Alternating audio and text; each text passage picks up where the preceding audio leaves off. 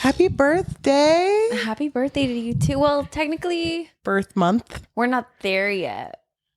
Well, who knows? It might be today. It might be tomorrow. Someday in March, both of us were born. No, but I mean, like, this is coming out still in February. But oh, you're right. If you're watching this, we do have cute little Let's Party hats because we're just celebrating early. We're celebrating early. We are so excited to talk about this current book that we're going to be talking about. But I was going to ask you, I was hoping the question would come. Did you know this book is YA? Oh, that's what I was going to ask you. Okay, wait. Okay. I was going to ask you, what do you think is kind of like the changing point of a book being YA to a book being considered an adult book? Well, what I had thought before was that there would be no sexual content or just like a minimal of explicit content. And they would have to be like 17, 16, around that age. Okay. But I don't really know because... The one I always think about, wasn't These Hollow Vows YA? I don't know. You told me that. I thought it was. I was under the impression it was. By Lexi Ryan. But that book has hella sexual content. Well, it's not like super explicit though. It isn't, but it's kind of explicit. Just the yearning if is I explicit. had read that, like me, middle school era, would have changed my life. I wouldn't be here in this couch right now. I know.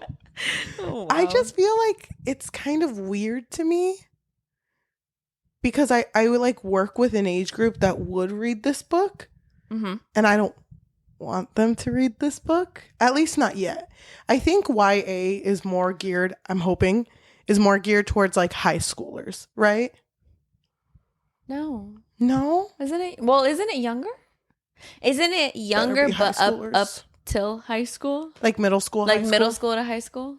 But middle school, they're still babies. I know. They're little tiny babies. I don't know. Because when I was reading this book, I got the feeling like, oh, this is very adult. Maybe like I would be okay with maybe like 14, 15. You know what I mean?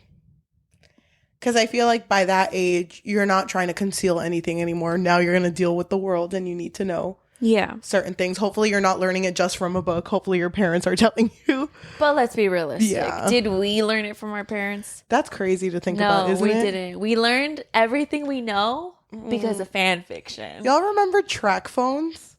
You remember those? God, don't age us. Back in the heyday, I had a track phone and it was a flip. I'm gonna send you a picture of the one I had because it was cool.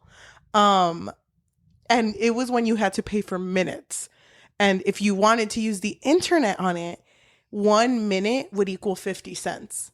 So I would come over here and I'd buy like with my own money, which is money my parents gave me, so it's not my own money, but I would get like a $10 thing and I'm like, oh my God, I'm going to be on the internet forever. This is going to be so great. And I remember I would look up fan fiction, and this was like the age where I stumbled upon like my first like spice. And I just remember I was like, I love this story and I don't know why. So I got to think smart. I got to know the URL. I got to know the name of the story so I don't waste minutes. Yeah. I knew that shit by heart. And that's also why you read so quickly. Because you were like, I was on a fucking time crunch. I need to hurry up. What about you? I remember the minute phones, but I don't think I had discovered fan fiction through there. You know what's funny? When I first discovered fan fiction, I didn't really like delve too deep into it. I was just really confused. It was Inuyasha and... Sorry, unfortunately, it was Inuyasha and his brother, Sesshomaru. Whoa, yeah, which I was so confused. But then things were happening in the story, and I was like, wait. Is this canon? I didn't get it. I was really young. I didn't get it. So I just remember I exited out. I was like, that was weird. But anyway, so in the future, which I think was like maybe 6th grade, 5th grade, around there, I had discovered fan fiction on YouTube. Do you remember those days when people would put their fan fiction on YouTube? Yes, the ones with music. With music and then the still images and whatever. Yes. That was how I discovered. That's crazy. That was my sex ed. That's crazy. I was being taught by another 11-year-old, probably. Oh my God. It's so embarrassing the things we thought that worked. But you know what? We're here today. I know, and they were wrong. They were completely wrong. I think the first time I read like a spicy fan fiction, I think I was also 13. And I was 11. I was going to be like, I don't remember what it was for. I think it was for this one anime I was super into. It was called Detective Conan. And it was also a weird, like, it was like a brotherly friendship that they made into a relationship. And I remember when I read it, I thought it was real. Like, I was like, is this the new chapter? Like, oh my God, it got crazy real quick. You're like, I missed something. Yeah. When did this happen? Mm-hmm. But here we are today. I mean, for the good fan fiction, that's canon. For the bad cringy ones, no. No. But it's weird because now there are books that are so readily available that parents are buying for their kids where like the sex is so much more realistic, or like even just the topic of sex or getting to that point is so much more realistic. And I'm like, damn, you kids have it so easy. Wait, can I also bring something up that I think is relevant? Yeah. So remember how last time we were talking about the games Fable? Yes. And I didn't realize this, but I was really young playing that. And I was looking up videos of Fable 2 and like people talking about it. And I saw a comment that was like, thanks to Fable 2, I learned what condoms are. And then I had like a flashback of like, yeah, I think that's how I learned too. Because they would get STDs. So I was like, we gotta wrap that up. You learned about safety through Fable. That's funny. When we had first met, I remember one of the things you told me, you were like, I play that game all the time. Yeah, no, I was so into that one. That's and Mortal so Kombat. Funny. Oh my gosh. But yeah, shout out to Fable 2. See, we need Fable. more bugs that do that shit. Sorry, you didn't wear a condom, you died. That's unfortunate, but you know, that's what happens in real life.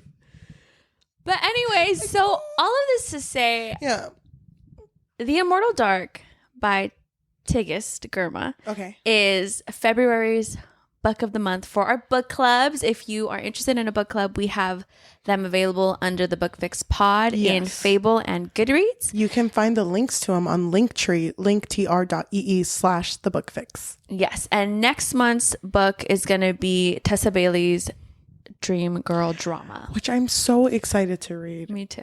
It sounds juicy based on the summary, but please join our book club so that we can all scream about it together. Okay, that sounds good.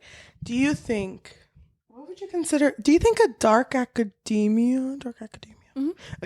Do you think a dark academia book where the women in the book are, if you're listening, chef's kiss.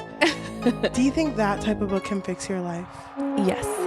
Welcome to the Book Fix podcast, a podcast that fixes lives one book at a time. I'm your host, Cheli. And I'm your host, Yajaira. And today we are talking about Immortal Dark by Tigest Girma. I am going to try my best with all the pronunciations. I know. Same. I was practicing before I came here. Okay, good. So I am so excited to talk about this book. I feel like I had it earlier today when I was finishing it, but now I'm kind of like, wait. Dude, look at me. Oh, wow. You ready? Notes. And they broke it down by chapters. And if this is your first time listening to us, there will be spoilers ahead.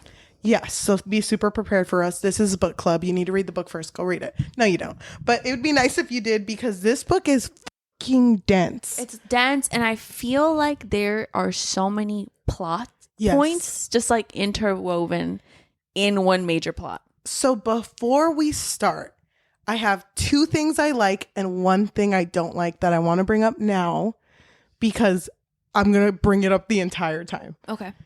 One thing I liked about this book, which is something I usually hate, is that there were some chapters where I felt like I was going to school and I was learning. I had a flashback to when we were talking about the book Arcane by Lynette Noni, I think. And where we were both complaining about the fact that these school days were so long. But if you think about it, nothing happened in those school days. But I Yes. feel like in the Immortal Dark, I was kind of like learning something. This was the actual time, the only time I've ever felt like it was informative. Like when she would go to school, I was excited because I was like, oh, she's going to be challenged a little more with her beliefs, which I'll talk about that later. But I also loved that it didn't feel like it was just her and the love interest and nobody else.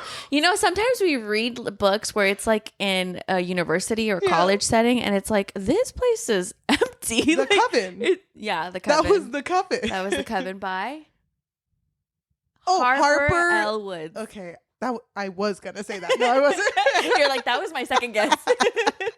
No, but I like this one so much because that was my second point I wanted to bring up.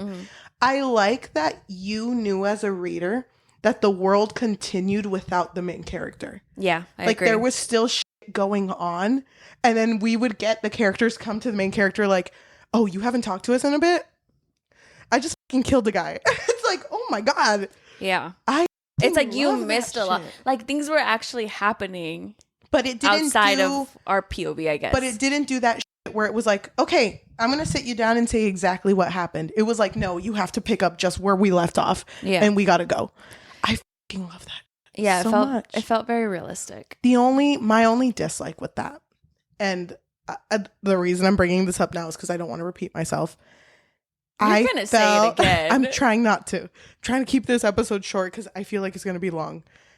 I wish that there were certain scenes that we did see, because there were certain big things that happened off screen that I feel like I would have felt differently about a character had I seen what they did.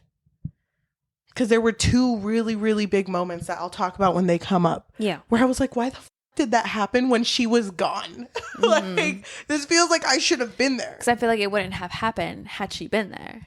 No, I know that. But I wish they could have been like, maybe on FaceTime. FaceTime? I don't know what time this takes place in, but...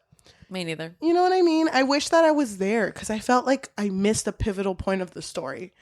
But also, I'm not mad about it. I was going to say that. It's not going to take away from my rating of this book, which we will talk about at the end. But why don't we start talking about this story? So, our main character's name is Kidan, and she is really close to her sister, June. And, God, there's so much lore to this world, but let me try to explain it.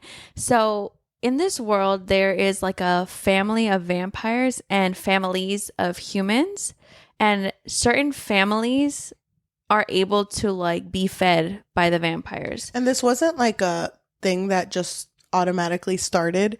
It was something that happened with the vampires where they could no longer just take people's blood. Like it was become like poison to them. Yeah, it was kind of like a treaty. Yeah. Or like a curse, or however you want to look at it. But now they can only take from like 80 families or something like that. But it has to be like consensual. You can't just take it from them, or else, like Cheli said, it'll be poisonous. So our main character Kidan is from one of those families, and she has a sister named June, and they're very, very close. And from what we learned, June is very like scared of vampires and very like nervous. Like she loved to do video diaries, and in these video diaries she will explain that, you know, I have all of these nightmares, night terrors. Well, she's a parasomniac too. Yeah. So it's something that she's going through, and we learn more details about it through Kidan's journey. But then all of a sudden, June is taken from what we learn. And she... I think for an entire year, Kidan... I don't think it's a year. Maybe it's a couple months. No, I think it was like a year, because she was trying to figure out about the university. Remember? Yes. Because I remember her being like, damn, this long, and look at how easily I got in. Because she was searching about it, but you can't go to this university. So this university, you can only get in through an invitation. Like you can't just go. So then a bunch of things happen. Also, there's trigger warnings in this book. I don't know if you saw them, but one of them was like violence and just like suicidal ideation. And so Kidan was at a point in her life where she didn't care about literally anything else besides her sister June. So she was like willing to like burn down everything until she found her. And she found out that her foster mom had something to do with what happened to her. So we're kind of brought into this story after all that exposition, where Kidan is sitting in her apartment and she is looking at all of these papers and looking at videos, trying to piece where her sister is at, while also thinking like, I can't go out. The news reporters are there and I killed someone. And if I go out, that's like the end. But it's okay because my life will end in 8 months. Because I'm not planning to go to the court case for the person I killed. My life will end in 8 months. And she just keeps repeating that to herself. But she is hoping that she'll find her sister in between that time. Yes. But let's just spoil it because we have a lot to get through. Okay. So she basically ended her foster mom's life because, like I said, she knew that she had something to do with her disappearance. And before she died, she said a name. She said, your sister was taken by Susenyos Sagad. Sagad? I don't know. Susenyos. I know his first name. Yeah. So ever since then, she's like, I'm going to find this bitch and I'm going to end him and I'm going to find my sister. And there's this theme that repeats throughout the entire story. Why are you laughing? Because it's like she just pulls up guns ablazing. She's just like, I'm going to find this bitch and ruin his life. There's this thing that the character repeats to herself a lot, which is, I forget how she says it, but she always repeats to herself that killing all evil because there is no redemption for anything that's evil. So I'm going to skip forward, but, the dean of the school, her name is Ferris, ends up finding Kidan and says that her home where her aunt used to live, her aunt passed away. And now this home is either going to go to the vampire that currently lives there, or it can go to you if you choose to go to the school. Yeah, because she and her sister are the last of this line.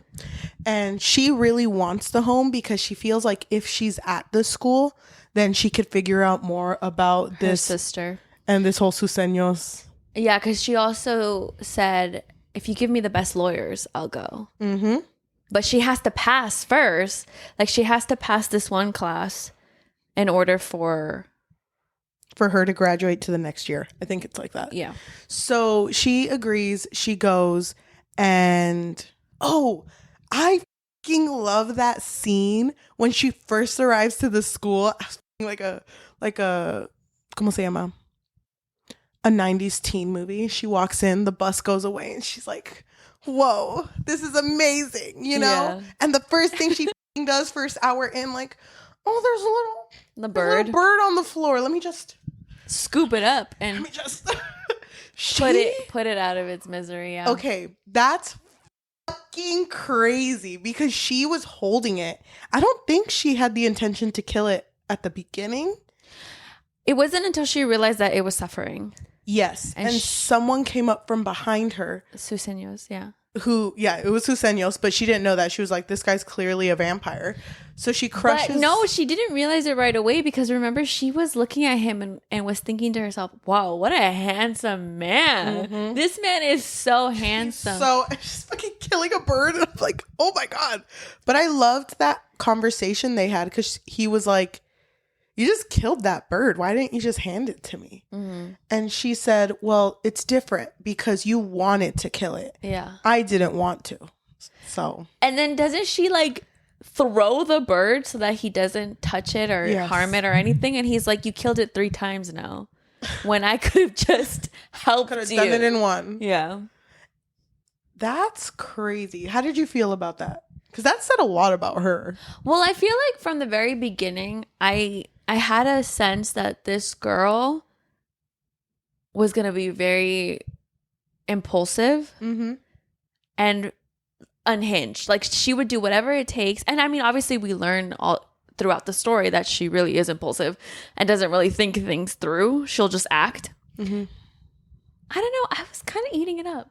You were eating it I up? kind of was. There was a moment where I was like, I don't know if I like her or not, but I kind of do. I fucking loved her. I loved her, but I was feeling for her because she just had such a skewed view of the world. The line that she said was, all evil must die. That was her belief. And that's how she went into the school, believing that. She was very driven by revenge. Mm-hmm. And when she went to the home of her family home, and she saw that Susenyos was that guy, she was like, he's the one who fucking took June, but I can't say anything without evidence. But I also hated how she instantly found her sister's bracelet in his drawer. Because I was just thinking, like, it can't be that easy. It can't be. We're like 10% in. Did you think it was him? No. Me neither. I didn't. Because every time she would say it, like, oh, where's June? Like, did you kill June? Oh. He would just not really react. Or he would like laugh about it. Like, kind of just like brush it off. I don't know. He was just like, oh, I see what the confusion is. No, I got this from a girl at a Taylor Swift concert. We did the bracelet. Okay, I get what you're saying. And it's like, oh, bitch, you should have told me. Unfortunately, it's not one of a kind. Sorry.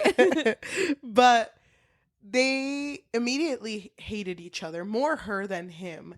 He was just never home at the beginning of the book.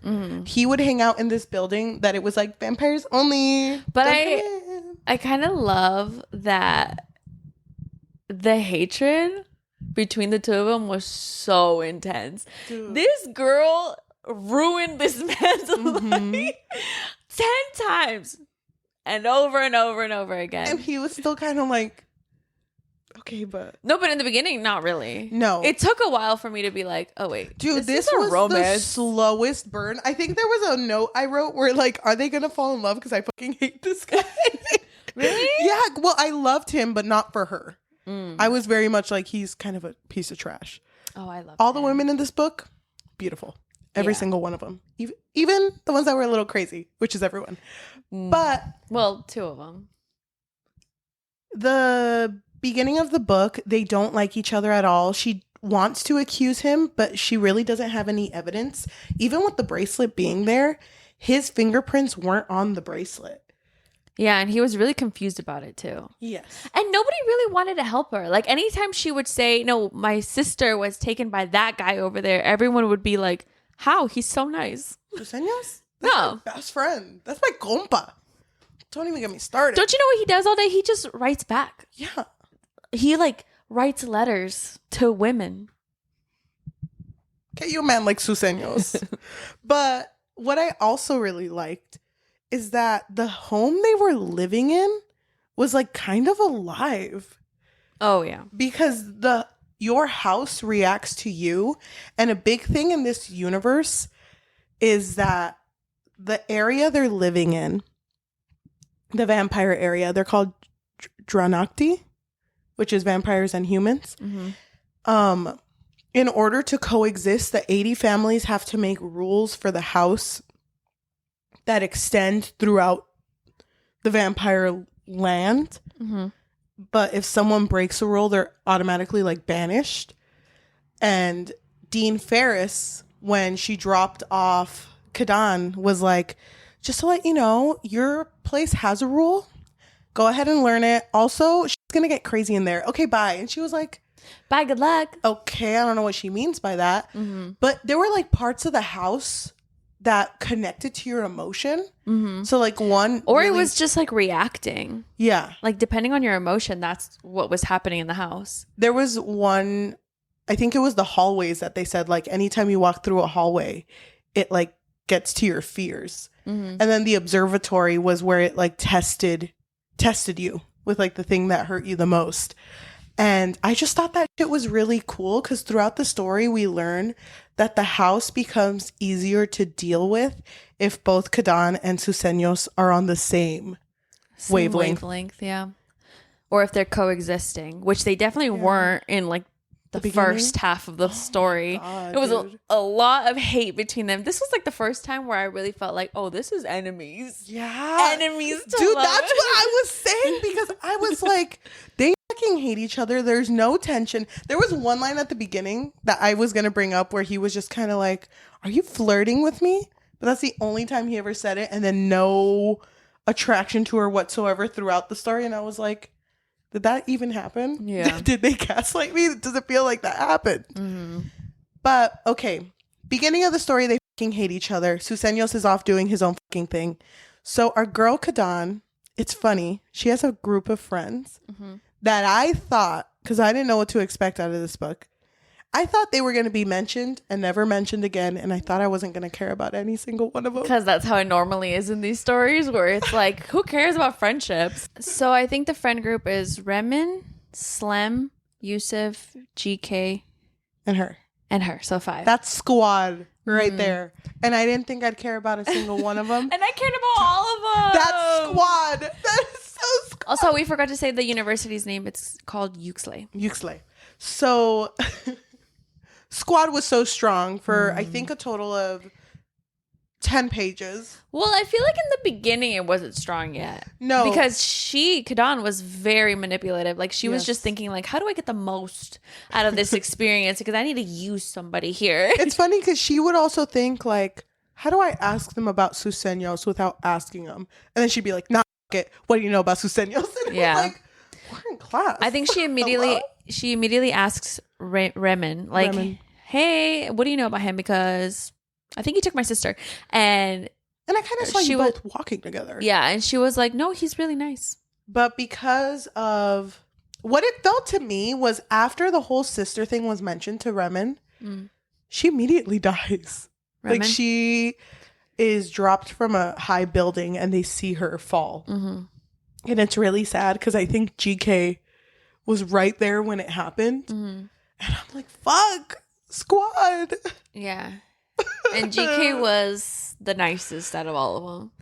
He was, I felt really bad for him because immediately he went up to Kidan and was like, hey, my finger bones are jiggling every time you're near, and I think something bad's gonna happen to you. So let me just read your future with these finger bones. And she was like, no, thank you, but you can study with us.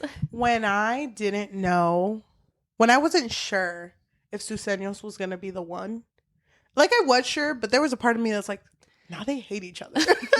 I was like, GK, it's probably going to be a triangle because this boy is so good. Yeah. You remember that scene where she laughed at his joke and he was like, it was really nice to hear you laugh, even if it was just for a little while. Yeah. He was so nice. I love that bitch. Okay. Her friends, they're also going to be the next people that take over their houses. And the reason why Kidan thought to hang out with them is because she wanted someone from each domain of the university, because it's like linguistics, music, history, and arts. So she became friends with all these people for that.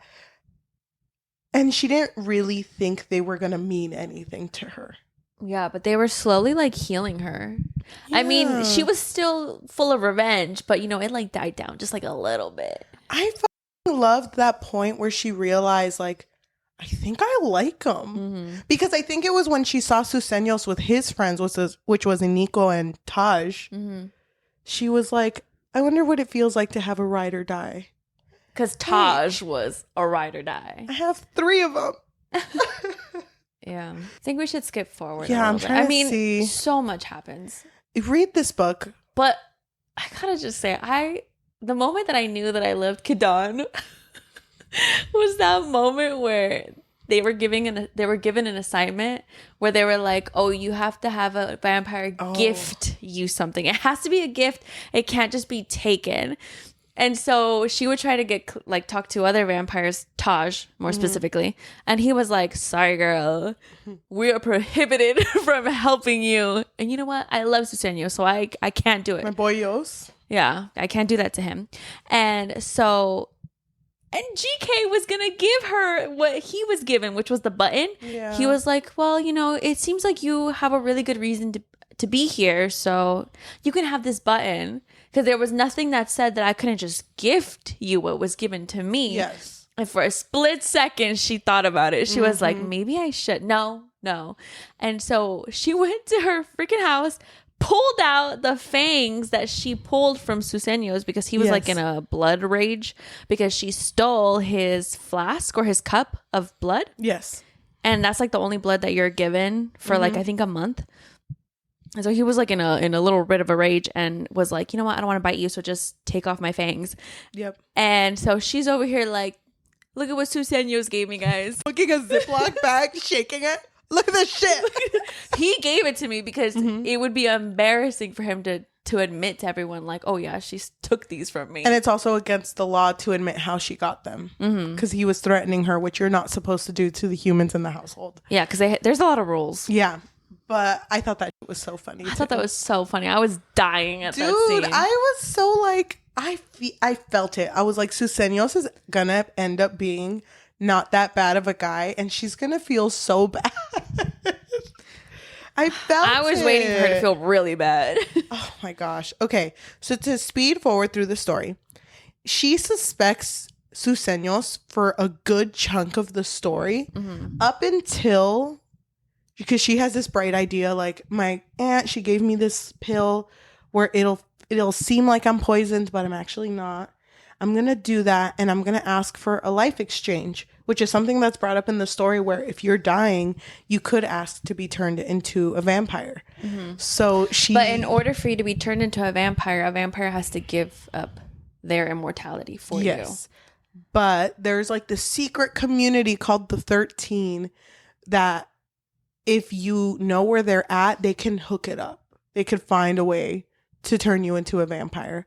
So when she meets them, she didn't expect that the main bitch of the 13 was the dad of her bestie, Slim. And she's like, oh my God, he's a fucking bitch. He's over here doing this shit, and he's also really a horrible father. Yeah. And so she starts, immediately, she's like, I don't like it here. They're telling me that they will help me only if I ruin the lives of their children. Why is it that parents have kids and are violent towards them, but then when their kids start acting out, all of a sudden it's a bad thing? Yeah. Like, she starts having so many negative thoughts about this. There were certain parents that were like, I want you to make my son fail. I don't want him to pass the class. That's crazy. And that specific one, they were talking about Yusef. When she asked why, it was like, oh, well, because the person who's currently in charge of the house is easier to convince. Yeah, like easier to manipulate. Such a bitch. So she was not down at all, but she was like, maybe they can help me find out what happened to June, because she still thought it was Susenyos. But then she heard that the 13 framed Susenyos for all this shit, and one of them was taking June, and she was like, if they're framing him, he didn't do it. But then it was like a big thing because then they all had to go to court, and in this court she was like, yeah, I said that, but I was wrong. He didn't. I was crossing my fingers. Yeah, and the blood was actually mine. Yeah. In the flask, remember that? In the cup? Yeah, that was mine. Yeah, that was mine. You can't check it. He drank it all. I drank it all. I drank it before I got in. So, and then there was a moment where the judge was like, oh, Susenyos, do you want to press charges? I was sweating. I was like, if he says yes, I wouldn't blame him. I wouldn't. I want to press charges. He pulls out a paper and he like rolls it out and it goes down the hall. Bitch, I've been waiting. Everything that she's put me through. But also, I forgot to mention that when she got poisoned, that's when their dynamic changed. He was so worried. So nice to her that for a second I was like, what the fuck happened to Susenyos? Yeah, who is this man? I don't know him. He was so, immediately when she took it, he was like, are you okay? Is anything different? Are you okay? And she was just, it kind of took her by surprise too. But he was trying to help her get immortality because he really didn't want her to die. Even though it would have been easier for him. That way he would have inherited the house. But yes. So when he figured out, after the whole court case, I don't know what brings it up, he figures out that she lied about dying. She wasn't. It was fine. He was so fucking pissed. Oh. And I don't remember how they remedy it, but Susenyos is kind of whipped. He's kind of like, yeah, wrong me once, shame on me. But if you wrong me twice, shame on me. Wrong me 10 times, shame on me. He's like, oh keeps my going. God. Like, you know what I mean? Like, I couldn't understand. Like, I understand, but I don't understand, because it's like, this girl has been ruining your life since she got here. You know, I would have understood. And then I felt so bad for him, because even he had a moment when, God, I don't remember what Kidan found out about. And she was so angry with him. But he was like, your friends have done 10 times worse things than I have, but you're so quick to forgive them. Is it because I'm a vampire that you think that, oh, everything I do is just like worse? But if it's your friends, you'll like easily forgive them. But it's funny because she had never considered to see a vampire having human qualities. So when she first meets Susenyos' friend Taj, she's just like, the fact that he's laughing so freely is crazy to me. Like, I've never expected a vampire to be able to do that. And it's like, yes, they're made more of, they have more to them than just being a vampire. So when her and Susenyos actually start having like a decent living situation, she starts to realize like, oh, he likes to write. He likes history. He likes art. What a loser. Can you imagine? She's like mean about it. I love that shit though. Do you know that it was based on an actual emperor? No. I looked it up. Oh, really? I looked it up because I was like, I wonder if this is like other stories we've read that have done that. I was thinking of Iron Widow. But I looked it up and there was an emperor named Susenyos. Oh, shout out to that man. Shout out. But they weren't vampires. Oh. Are you sure? Actually, no, I'm not. We'll double check that. Yeah. No, but I really liked that he was so like, you want people to be on your side, then you have to show that you care about what this house stands for, which was history, because that was your parents. There was like this whole archaeological site that they were super invested in, where they found a lot of good like trinkets and artifacts about their culture in Ethiopia, and it just mattered a lot. And she had to know it. And then through them making this friendship, there was this one episode she had at the beginning where she destroyed one of his rooms. And he reveals that room, before he was a vampire, before he turned, he was an emperor of this one area. And all of his people, I'm going to spoil this part a lot because it's brought up so many times. All of his people, because of him, were turned into vampires. And they all separated from him. And he was so heartbroken from that. You don't really know why things happen like that. But he made the decision to separate from them, but kept all of their letters and all of their trinkets and every piece of them. And she destroyed it. And I'm like, damn, I would have kicked her out. Yeah, same. I feel like he was way too nice to her. You know what? Paying more for rent doesn't sound that bad right now. I need to get out of this house. Yeah, he was so forgiving. There were points where I was like, you gotta let her go.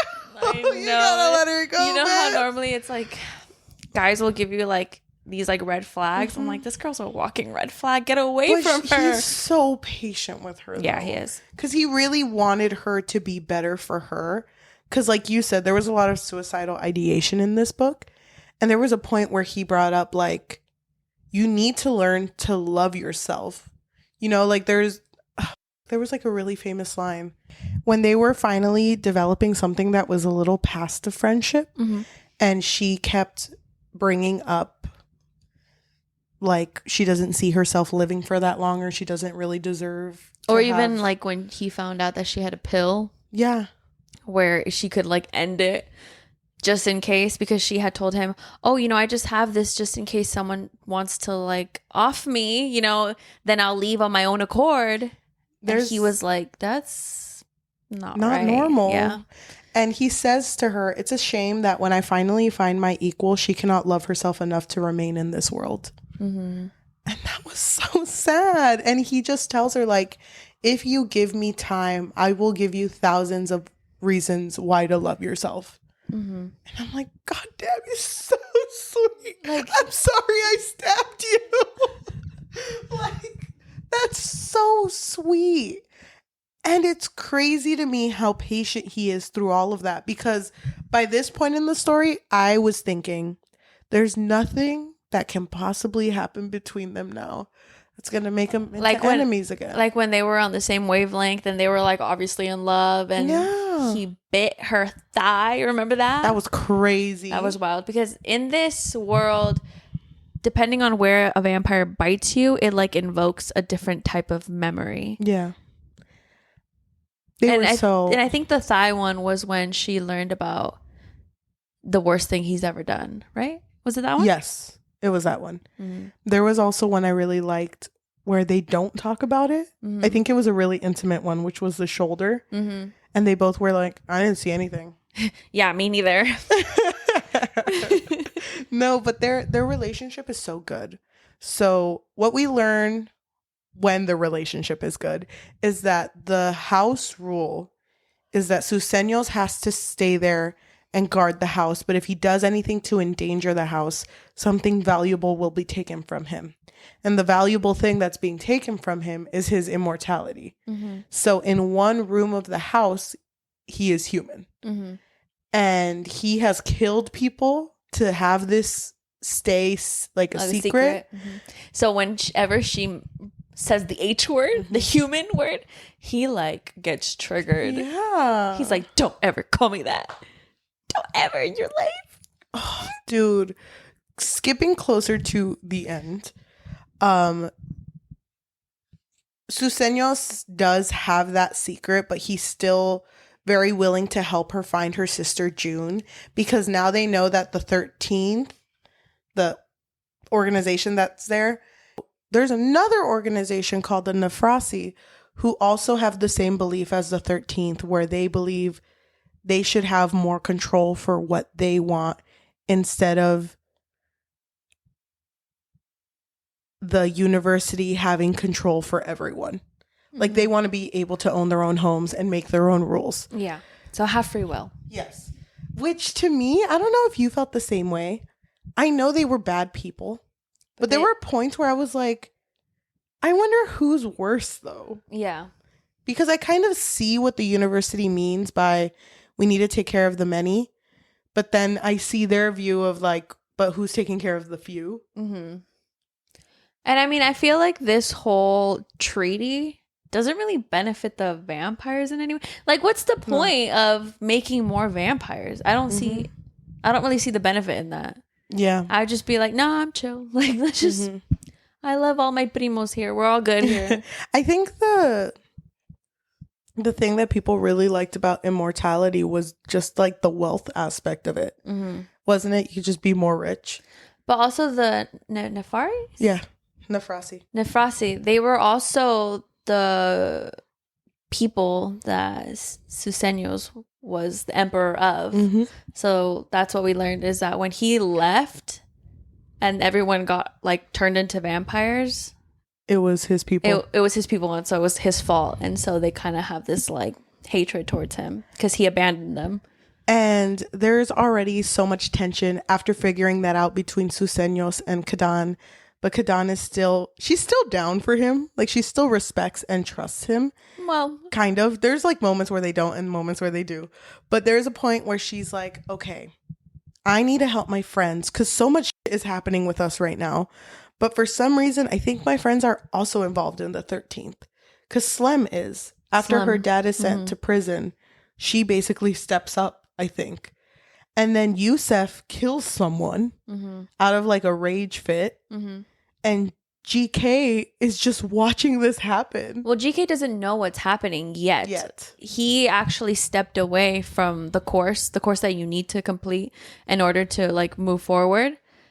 So he's kind of been like pushed to the side. So it's just like the three now. And when Yusef committed that crime, I felt like Kidan was so like shocked, like kind of like, oh, I thought it would be just me. And so to calm him down, she decides to like tell them the truth. She was like, oh, I actually offed my foster mom before coming here.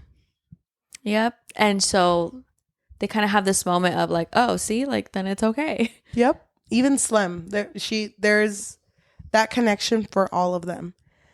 But it makes me sad because that point where she figures out about the Nefrasi and about the 13th, and she's ready to go, and her friendship with Slem and Yusef is kind of rocky because Yusef just killed someone. Mm-hmm.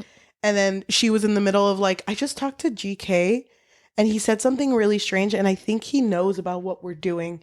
We should go talk to him. There's all this shit going on, so she's ready to leave. Well, I mean, the way that he went up to her. Yes. He was like, I think I know why my bones are rattling so much when you're around. Is because you bring death. And then wait, wasn't Slem he didn't bring it up like that.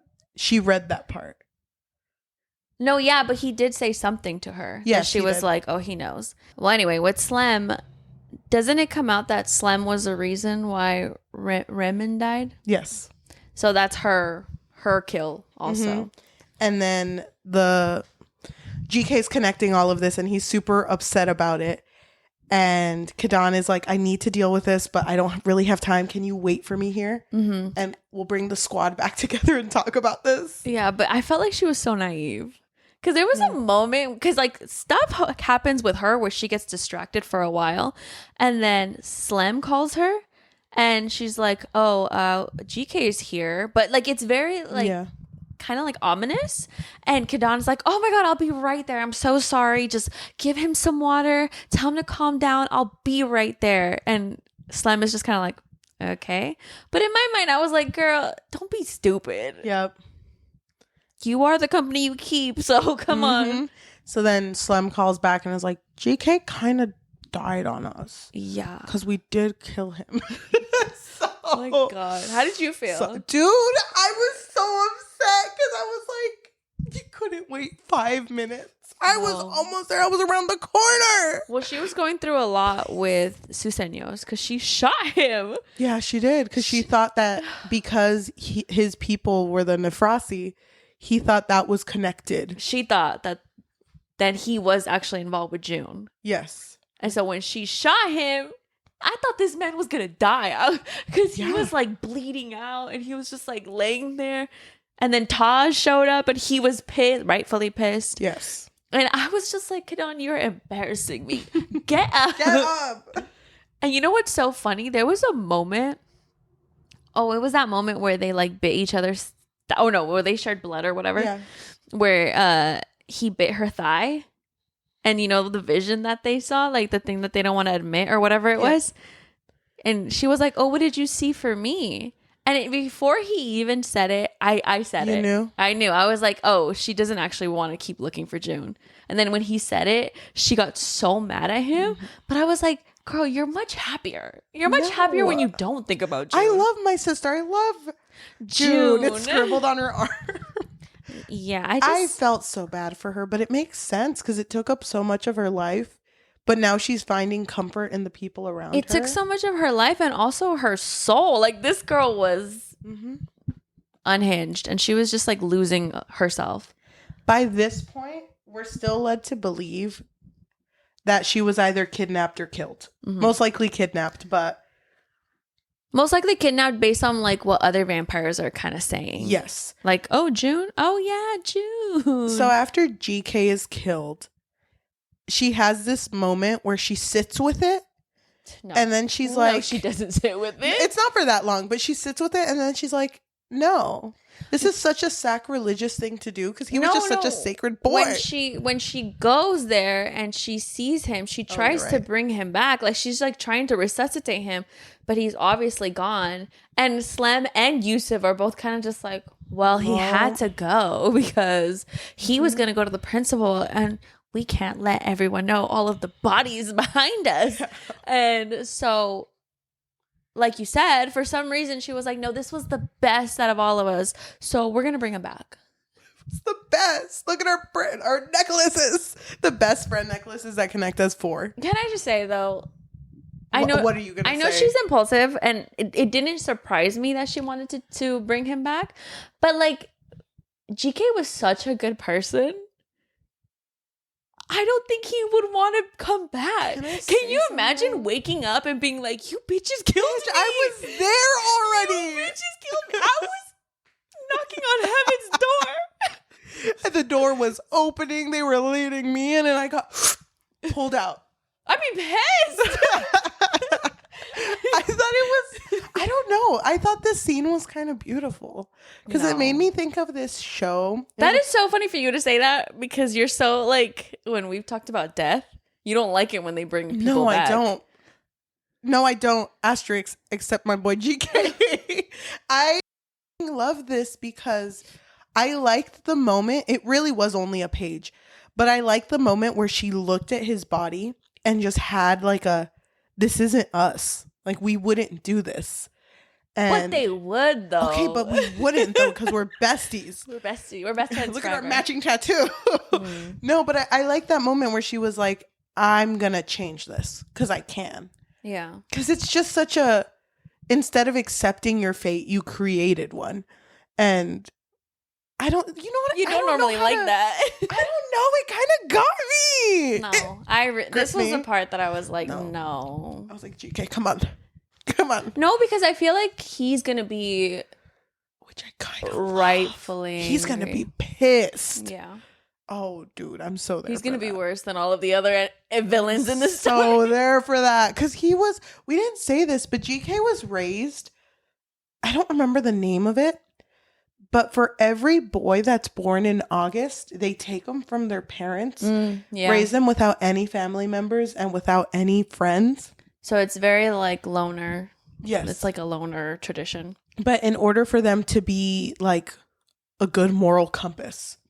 Mm-hmm. And it really sucks because the reason he was part of this school was because he finally wanted to have a house. And he's gonna now. Okay, so personally, didn't work for me. But then, but also like I don't understand the logic after this. In her mind, she was like, now I have to go back to the Nefrasi and like convince them to like give up one of their own to bring back my friend. Yes, because she had something that they wanted, which was the artifact that lets you cancel out the second bind of being a vampire. But she didn't actually have it. It's okay. They don't know that. They don't know that. But like it didn't go anywhere near her favor. So I don't understand. Well, what has she done that has made sense in this story? Well, yeah, true. But also, like, I felt so bad for her really nice friend, her two friends, the two remaining friends that she has, because now they were being tortured. And I was like, girl, if you would have just, like, thought about this for 1 second, your poor friends would not be going through this. I'm just going to say this. Had they waited 5 extra minutes before killing GK, this would have been a very different story. I was okay with GK going, honestly. At this point, his friends killed him.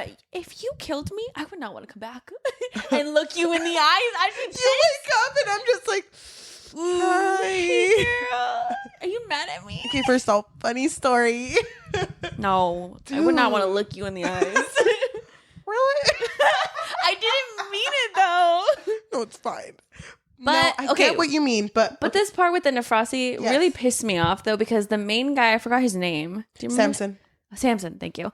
He was like brothers to Susenyos. Yes. But not by blood. I think it was just like the bond that they had. Yes. And so he obviously wanted revenge on Susenyos, and he was like, "Oh, you want to bring back your friend? Oh, well then you're going to have to pass these like little games." And freaking Yusuf, his hands got burned. Yeah. And Slam was acting like, "Oh, I can just end his, like, I can just like cut out his heart. Like, I don't really care." Damn. But anyway, Samson makes Susenyos. Kidan is like, "Hey, let's just call my good friend Susenyos, and he'll totally come and help me out." Which he's safe if he stays in the house, but if he gets out of the house, then it's like all bets are off. Then they'll do whatever they want with him. To bring up too, the whole rule of the house, he loses parts of the home if he endangers the home. Mm-hmm. And he got this call from Samson, who was like, "By the way, we got your bitches here. Listen to all of them, and they're being tortured." Mm-hmm. And Susenyos is kind of playing it cool, like, "I don't care what you do to them. Makes my life easier." Yeah. And then he hears Kidan's voice and gets quiet, and is just like, he says like a riddle based off of this one short story they had read, the Mad Love book. Yes. And which literally mirrors them too, and Samson. And then they hang up, and Kidan basically says, "What if, because I'm about to graduate, what if I just take you as my Dranyak?" the companion. Yeah. So the three of them, the three friends that are remaining, would take on the three other vampires to be their companion. And it made me really sad. This part's going to be kind of choppy because everything happens at different times, but I'm going to say it chronologically. At home, Susenyos hangs up and is like, that's my girl. She stabbed me a couple times. That's my girl. She shot me. But then he realizes as soon as he hangs up, he's now human in every part of the home. And he's so pissed because this is exactly what he had told Kidan he was going to avoid. And he was so ready to tell her off. He was like, oh, I'm going to give her an earful of what I have to say. You know, after the 10th time, you think I would have learned by now. Yeah. But you know what? She's gone too far. He was already walking out upset, ready to tell her off, but she's sprinting towards him after leaving the Nefrasi and after being tortured and automatically hugs him. And when they talk about this later, he was like, you took the fight out of me. Like, how could I tell you off when you went through that? And your sister June left you a video message saying that she's been okay. She left on purpose and don't come to look for her. What the do you do then? Because you stabbed me 6 times because of that. The way that I literally paused the audiobook and screamed. I was like, June, this girl has broken burned a lot of bridges, burned your house, and ruined this man's life over and over again to save you, and for you to just be like, oh, actually, yes, I was really scared of the vampires, but you know what? They're kind of chill, and they've been like teaching me a lot of stuff, and I knew that if I told you I wanted to leave willingly, you wouldn't let me. Yeah. So that's why I had to escape in the middle of the night. And hey, I hope our foster mom's okay. I hope you forgave her. Love you. Bye. Oh, and then she also got mad because the only reason she's making this video is because she learned that Kidan kind of like vouched for Susenyos during the court hearing. Yes. She was like, you should have just let him take the fall. Like, he's a horrible person. You don't know the things that he's done. I hate it. I hate it. No one hates Susenyos more than Kidan, and she knows June's wrong for that. That's so crazy. That's so crazy.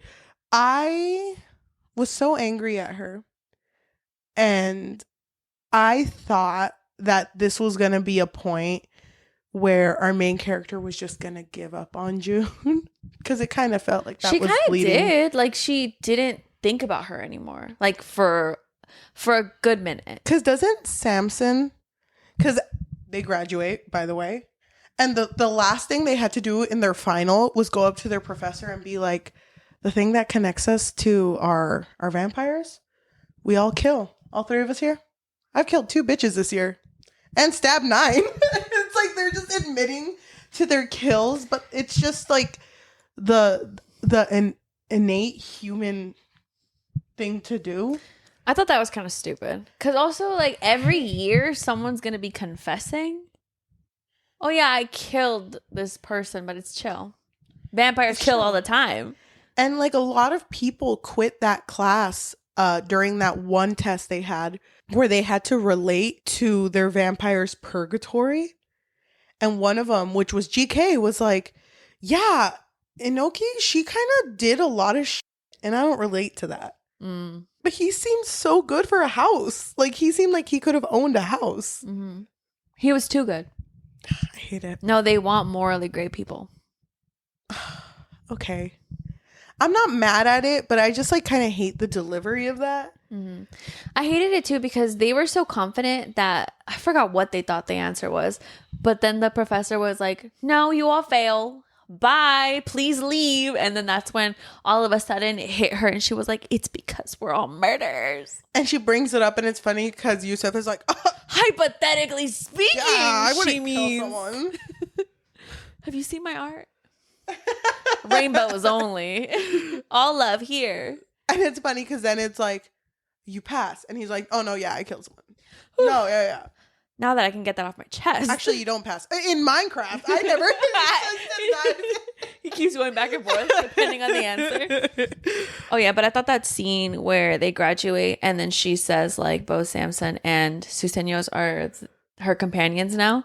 Two And they, like, sexiest men walk down the aisle. and they're just like glaring at each They're other. playing the Ford F-150 commercial song as they walk down. Hey, what was that thing that happened? What thing? That reminded me of Quicksilver, where it was like, you can never let this touch the ground. Oh, the pin? Yeah, the pin. Yes. In coin toss? Is that what you're talking Yeah, about? because I was like, don't let it touch the ground. I thought that was kind of dumb where the line was like, it was inches from touching the ground. But then Susenyos grabbed If I was graduating and I dropped, I don't know, like my pin that my school gives me, and I picked it up inches from the ground, I'd be so embarrassed at that action of trying to catch it that I'd just walk out. Yeah, I'd be like, never mind. I don't want to graduate anymore. I'm good. I'll just come back next year. Okay, whatever. That's how much the houses mean to them. She is now like the heiress of the household. And fucking Samson's like, okay, show me where the artifact is. And she's like, no, because I own the house. And then also, you can't hurt me because now you have to abide by the rules. Yeah. In the house. And then Samson goes and throws a 1 week long tantrum, so he's gone. And everything is fine between Susenyos and Kidan, kind of. Well, this is the moment when he tells her, like, oh, I was really mad at you. Yeah. Because that's when she realizes, oh my God, you're human. And he was like, damn, it took you a while to notice. It makes me sad. It makes me sad. He lost so much because of her. Yeah, I feel like he just lost too much. Like, what is the benefit for him? Like, why stay in the house? I don't know. Because you're only human in the house. Get out. Yeah. Leave. Samson is going to come and kill you. Yep. Samson does come at the end of the book, though, and then is like, okay, brought my U-Haul, all my shit. Also, here's your sister. And she just pops up and she looks healthy and amazing. The end. Yeah, that's the end of that book. Oh, dude. I was so pissed off at June. I was like, you're going to have the audacity to show your face? I bet you anything she's going to be pissed that the foster mom's dead. I mean... What I'm thinking is, how is Kidan gonna somehow blame June being at the door on Susenyos to stab him one more time? And how fast is he gonna be like, it's okay, babe? No, how many okay. times is she gonna keep stabbing him in the next book? You think they're still gonna have that type of relationship? I hope not. I don't think so. I think they've reached a point now where it's like, we've seen each other's worst. What else can you possibly be hiding from me? Well, that's what I'm hoping for. I mean, I thought that they had already reached that point, and then she shot him, so... Sometimes you get angry. Don't say that. I know. Don't say but that's that. kind of exactly Kidan's... That's Kidan, but we're not endorsing that. No, of course not. How did you feel, now that we're at the end, how did you feel about that first discussion topic in her class where they asked if morality is influenced or innate? I don't really remember that. I remember the discussion, but I don't really remember what was said. They basically all agreed that morality is influenced because you learn how to be reflective and regret certain things based on how people around you do. Because if you were around people that kill people, you're not going to care about murder. That was kind of where it was going for Kidan, because Kidan was so okay with seeing some of the worst shit, but it's because she already believed that she was evil. So that was like the whole conversation. Yeah, I don't know if I agree with that, but I felt like she completely misinterpreted what was being said in that conversation. I do think that her character just had so much shit thrown at her and had never been recognized for anything. Although she was reflective, she was also just so pessimistic. Yeah. That it was kind of hard to see the good in herself. So, I don't know. I really did care about her, though. I just wanted her to win at least once. Yeah, me too. I don't think she did. But she was a little wild for me, too. How do you feel comparing her to other main characters, do you feel like she's a solid main character? I don't want to compare her to other main characters. I feel like she's her own. I feel like she was good, and I felt like her reasonings, I understood them, but there were many times when I was like, "Girl, can you just think for 2 seconds? Like, just sit down." I know you mentioned there were parts you don't like. I don't think any of the characters in this book were mischaracterized. I just think that they weren't the brightest at certain situations. That's what I believe. She had a lot of growing to do, and she still does. Yeah. I really wonder how it's going to be different now that her sister's back. I mean, I don't think they're going to be besties right away. Because then also, wasn't June jealous of her being in the school? Yes.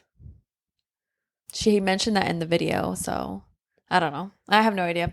It's a trilogy, though, so I'm excited to see what else happens. This book came out last year, right? In September. Okay. Oh my God, I'm so excited to follow this. Yeah, because I remember it was like trending. And I think I had told you about it, but it's very long. Yes. And I think at that point we were kind of limited on time. Okay, so here's the thing. Here's my dilemma. I don't know if I want to give this a 4 because of the fact that we didn't get to see some of the points of the story I wanted to see, because I wanted to see when they decided to kill GK. I wanted to see some friendships form that didn't, because I really wanted her to get close to Taj and Inoki, and she never did. Yeah. Maybe the next one. Or do I give this a 5 because I love Susenyos? I don't know. What are you feeling more? I don't know, because I think this is a book that might sit with me for a while. Yeah. And I could see myself rereading some parts of the story that I really liked. And I love GK. It's so funny because I was thinking after I finished it, I was thinking that I really, really enjoyed it. But it's not a book that I see myself rereading. Really? Because of how long. I feel like there was so many plot points that I feel like didn't need to happen. I don't know. Like I'm there for it though. I feel like it could have been a little bit more refined. Well, if this book wanted to be longer, I feel like several points of the story could have just been broken up to several books. Not long books, but so we didn't have to keep following different plot points. Have one book only focus on the Kosia day. Or have one book only focus on like her first year. Kind of like Harry Potter. I don't think that's what I was thinking. You don't think you? Yeah, but even though it's YA, it feels adult. You know what I mean? And I don't think adult books are normally broken up like that. No, I don't think so either. It did feel like an adult book, and I don't know. I don't see teenagers picking this up. I see maybe like 18-year-olds picking this up. But I could see like 16-year-olds picking this up. I feel like I would have. I think I would have too. Me at age 11 reading fan fiction. Oh my God. I would have picked this up. I was ready for anything. I know. Once you get through that hurdle, and you're used to it, you're like, whatever. Yeah. I don't know. I think I'm going to give this a 5. Yeah. I really like this book. Yeah, I really enjoyed it too, but I think I'd give it like a 4. I respect that. Thank you. Do you have anything else you want to say? No, I think we've said everything. Oh gosh. I think we've talked. I felt like a fever dream. I think we talked enough. To anyone who is listening to anyone who is listening to us in audio form, whether that be Spotify, Apple Podcasts, Amazon Music, or anywhere you get your podcasts on, thank you so much. If you can, please leave a review recommending us our next book and a rating of 5 stars. We would really appreciate that. So if you want a way to support us a little bit more, we do have a Patreon, which you can find us under patreon.com/bookfix. But if you don't want the commitment of monthly, then you can find us on Ko-fi, which is ko-fi.com/thebookfix, or buymeacoffee.com/thebookfix. If you are watching us, thank you so much. If you can like, comment, subscribe, and hit that notification bell, because we post every Tuesday and Thursday. I think, is this episode coming out on a Tuesday? No, Thursday. Our Tuesday episode this week was so good. Hello, we spoke to our character AI book talk boyfriends. That shit was so fun. It was really fun. Please go watch that. I can't wait to do it again. I know. If you want to support us on anything else, we do have a link tree at linktr.ee/thebookfix. Please go support us there and follow our Goodreads and Fable in order to follow our next book of the month, which is which one again? It's Tessa Bailey's Dream Girl Drama. Sounds good. Okay, why don't we read a positive and negative review about this book? Okay, this comes from Rosie, who gave it a 5 out of 5. And she said, "This hit me right at the intersection of who I was at 17, caring too much about my grades and wanting to fuck a vampire." Damn, This Rosie. comes from Honey. They gave it 1 out of 5, and they wrote, "The characters, world building, pacing, writing, romance, dark academia, if you want to call it that, mystery, vampires, etc. Everything about this book was frustrating, insufferable, and disappointing. Darn it, I really wanted to like it too. With the first half, I tried to have fun with it and enjoy it for what it was. The way the chapters were handled was so exhausting. It felt like reading an outline. Dropped into the most important part of a scene and then moved on to the next chapter for another important detail. Never did I feel like the story allowed itself to expand naturally, leave room to breathe. 70 plus chapters? Like, are you kidding me? Gah. And there's going to be 2 more? Thank you so much for listening, and we'll see you in the next one. Bye. It's our birthday. Well, It's our birthday next week. no. And the week after that. And the week after that. We're just celebrating our birthday all of March. All of our Thursday episodes of March, we're going to be celebrating. I fucking love this. Me too. I love this so much.